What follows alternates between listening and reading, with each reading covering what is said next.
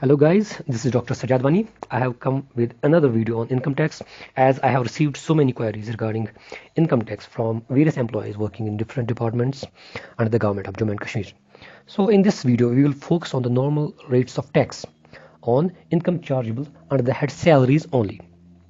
Where the total income under salaries doesn't exceed rupees 2,50,000, you have to pay zero income tax.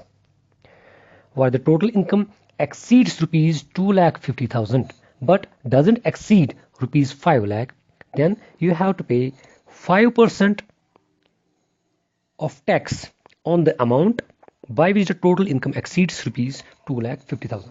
Say if your income is rupees 4 lakh, then 2,50,000 has been exempted from income tax, and the rest, that is 4 lakh minus 2,50,000, that becomes 1,50,000, that is to be taxed at the rate of 5%. So next, where the total income exceeds rupees 5 lakh but doesn't exceed rupees 10 lakh.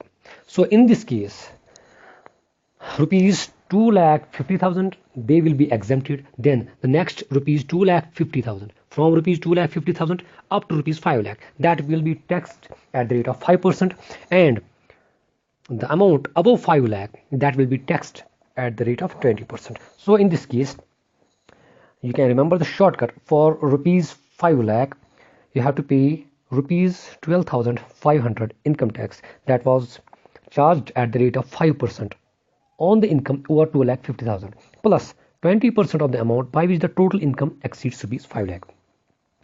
I will give you an example later on. So when your income is over rupees 10 lakh, then you have to pay rupees 1,12,500 plus 30% of the amount by which the total income exceeds rupees 10 lakh. For example, if your income is 13 lakh, then rupees 2,50,000, they will be exempted. The next 2,50,000, from 2,50,000 up to 5 lakh, they will be taxed at the rate of 5%, and the amount from 5 lakh to 10 lakh, that will be taxed at the rate of 20%, and the amount over 10 lakh, in this example it is 3 lakh, that will be taxed at the rate of 30%. So let's take this example. Let's assume that the gross salary of a government employee for the whole year is rupees 3,50,000 and his contribution towards general provident fund for the year is 50,000. So we will make the calculation. Here the gross salary is 3,50,000. We deduct rupees 50,000 under section 80C of the Income Tax Act. So the taxable income here is rupees 3 lakh. So how we can calculate income tax? Rupees 2,50,000 out of rupees 3 lakh, that has been exempted. So we are left with rupees 50,000. That means 3 lakh minus 2,50,000. This amount, rupees 50,000, will be taxed at the rate of 5%. So it becomes 2,500. And we have to give a rebate under section 87A of Income Tax Act, the rebate of 2,500 in this case.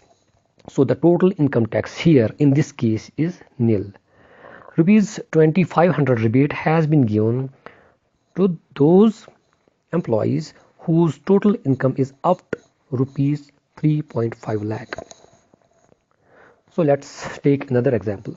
Assume the gross salary in this case is 4,50,000. The government employee contributes rupees 50,000 towards GPF. So gross salary rupees 4,50,000, less deductions under section 80C, 50,000 GP fund. So taxable income is 4 lakh. How we can do the calculations about income tax? Rupees 2,50,000, that has been exempted. So we are left with rupees 1,50,000. That means 4 lakh minus 2,50,000. 1,50,000. It has been taxed at the rate of 5%. So it comes to 7,500. In this case, you have to remember that we are not giving any kind of rebate of 2,500 because here the salary income, it exceeds rupees 3.5 lakh. So the income tax in this case is 7,500. After calculating income tax, we add the primary education cess at the rate of 2% of income tax, which is in this case 150 rupees, and the secondary and higher education cess at the rate of 1%, which is in this case rupees 75.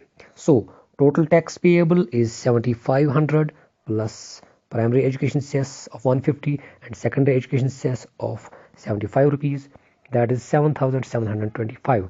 The amount of income tax so calculated is to be rounded off to the nearest 10. If the amount ends with rupees 5, 6, 7, 8, it is to be rounded off to the next 10.